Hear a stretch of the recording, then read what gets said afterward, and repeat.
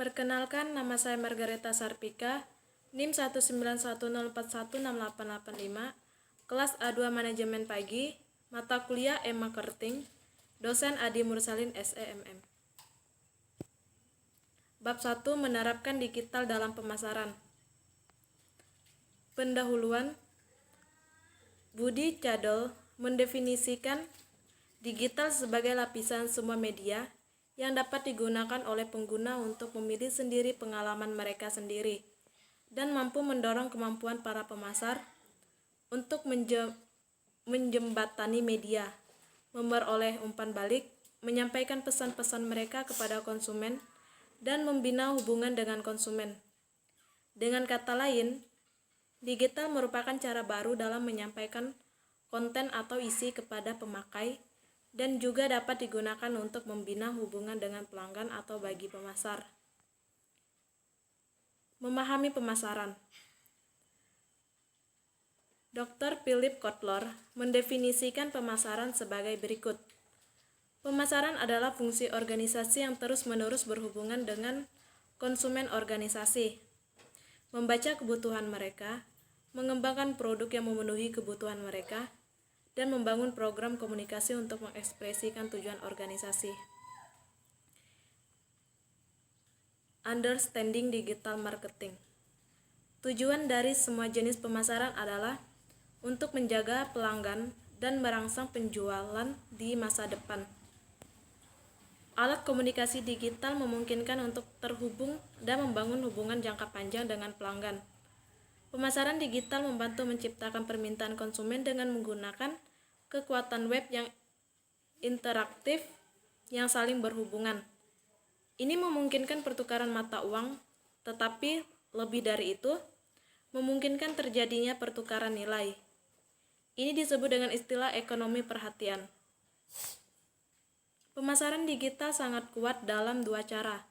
Pertama, audiens dapat disegmentasi dengan sangat tepat, bahkan sampai ke faktor-faktor seperti lokasi saat ini dan interaksi merek baru-baru ini, yang berarti bahwa pesan dapat atau harus dipersonalisasi dan dirancang khusus untuk mereka. Kedua, bola digital hampir sepenuhnya dapat diukur. Setiap menit dan setiap klik oleh pelanggan dapat diperhitungkan. Dalam digital, Anda dapat melihat dengan tepat bagaimana berbagai kampanye berkinerja, saluran mana yang paling menguntungkan, dan di mana usaha Anda difokuskan. Crowdsourcing. Crowdsourcing adalah contoh kuat cara kerja alat digital yang memungkinkan orang mempunyai cara berpikir tertentu. Dalam istilah sederhana, crowdsourcing adalah model pemecahan masalah yang mengandalkan komunitas aktif untuk menemukan solusi terhadap masalah tersebut. Crowdsourcing sangat bergantung pada alat dan bentuk komunikasi yang dimungkinkan oleh internet. Mengingat bahwa internet dapat menghubungkan orang-orang di seluruh dunia melalui berbagai alat dan teknologi publikasi, informasi dan gagasan di saluran-saluran ini telah menjadi komoditas atau kebutuhan dalam diri mereka sendiri. Di masa lalu kami harus berkumpul secara fisik untuk meminta pendapat banyak orang. Sekarang dengan teknologi, orang banyak dapat terhubung erat walaupun terpisah oleh letak geografis yang berbeda dan jauh. Dengan menggunakan internet, organisasi yang cerdas dapat memanfaatkan dan memperoleh talenta dan pengetahuan yang lebih luas dari banyak orang. Tidak hanya dari sumber daya sendiri, untuk memperoleh dan memanfaatkan sumber daya ini dapat dilakukan dengan satu dari tiga cara berikut ini. Yang pertama, crowdsourcing adalah sebuah sistem yang sering digunakan untuk menggambarkan suatu proses dalam mendapatkan pekerjaan ataupun pendanaan dari sekelompok orang dalam jumlah banyak melalui fasilitas online. Konsep yang digunakan untuk menjalankan teknik ini adalah dengan tersedianya orang-orang dalam kelompok besar untuk berpartisipasi menghasilkan konten atau pendanaan. Dari segi namanya, crowd adalah kumpulan manusia yang menjadi sumber daya cukup handal dalam menciptakan sebuah produk maupun juga informasi terbaik. Ide ini tidak harus ditemukan melainkan telah ada sejak tahun 2006 silam dan penetusnya pertama kali bernama Jeff Hoff yang membayangkan bila orang-orang di luar perusahaan berkontribusi besar pada proyek. Artinya orang-orang tersebut tidak memiliki hubungan apapun dengan perusahaan sebelumnya. Namun kini menjadi sumber pendanaan terbesar yang tidak bisa ditinggalkan oleh perusahaan. Tentunya orang-orang tersebut juga turut ambil andil dan memberikan idenya demi pencapaian yang diinginkan. Manfaat dari crowdsourcing sendiri adalah untuk marketing bisnis yang sangat handal, di mana hal ini memungkinkan perusahaan-perusahaan untuk meningkatkan kreativitasnya sekaligus sumber daya dari para audiensnya untuk memasarkan produk atau jasa yang diproduksi secara gratis. Perbedaan crowdsourcing dengan peer-to-peer lending. Jika crowdsourcing lebih bersifat sukarela, peer-to-peer lending atau yang sekarang dikenal dengan istilah fintech lending mengusung konsep yang sama. Tetapi skemanya berbeda karena peer-to-peer lending bersifat pinjaman.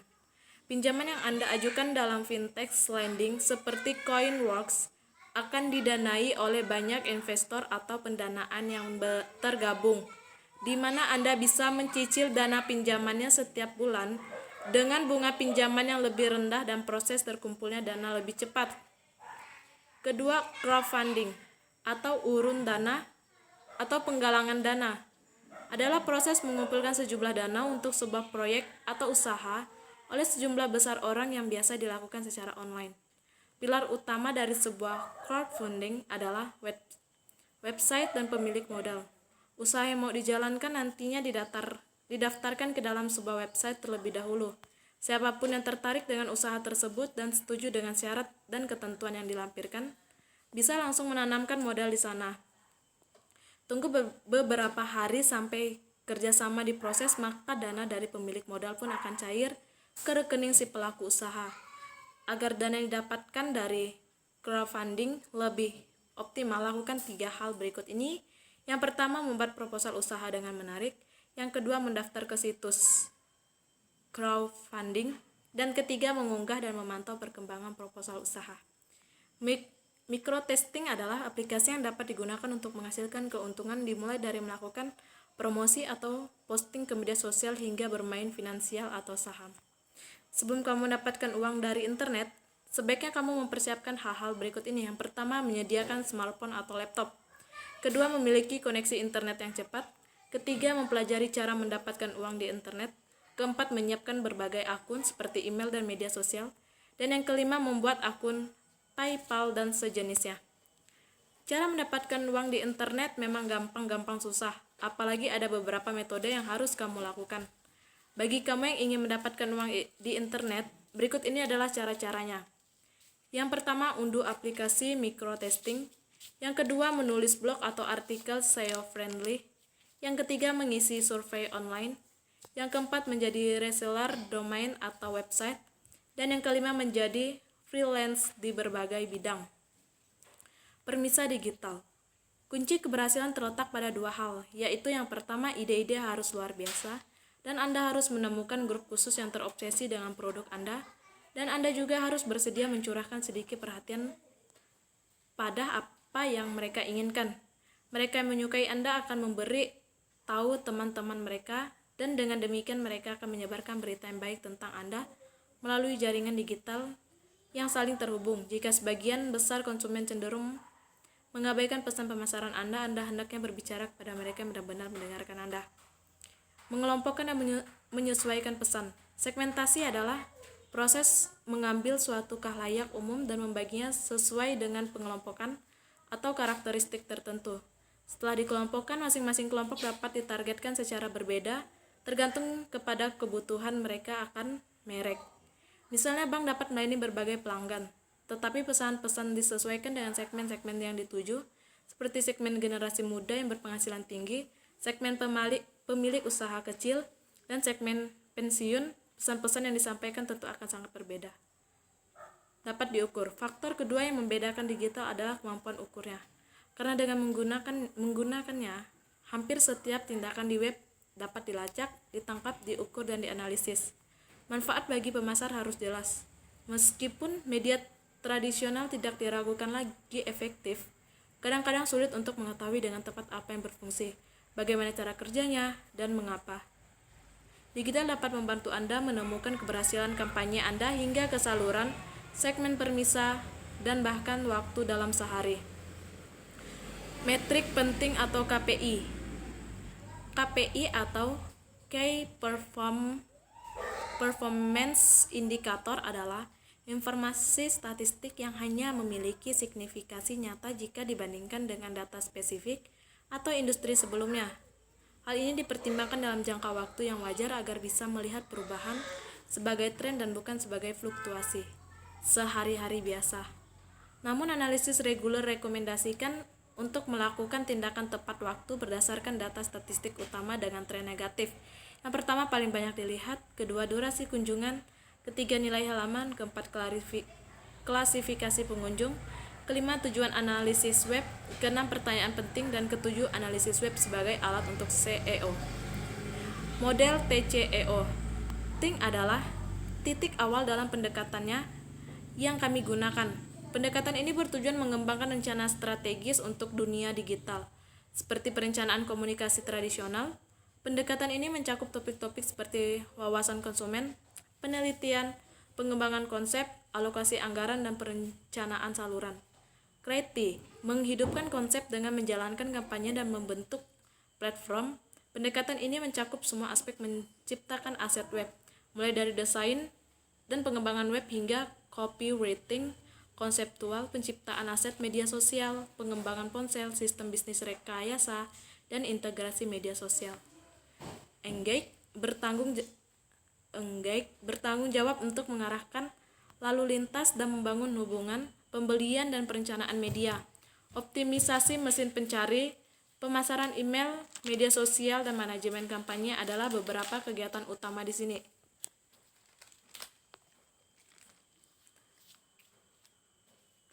Optimisi adalah tentang perbaikan berkelanjutan. Ini memberikan wawasan dan pelajaran melalui analitik, penambangan data, optimasi, dan pengujian konversi. Optimis relevan pada setiap tahap proses.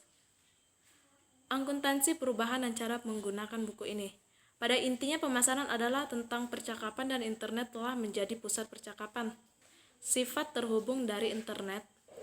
Kemungkinan kita untuk mengikuti dan melacak percakapan ini dan menyediakan titik masuk untuk semua pihak.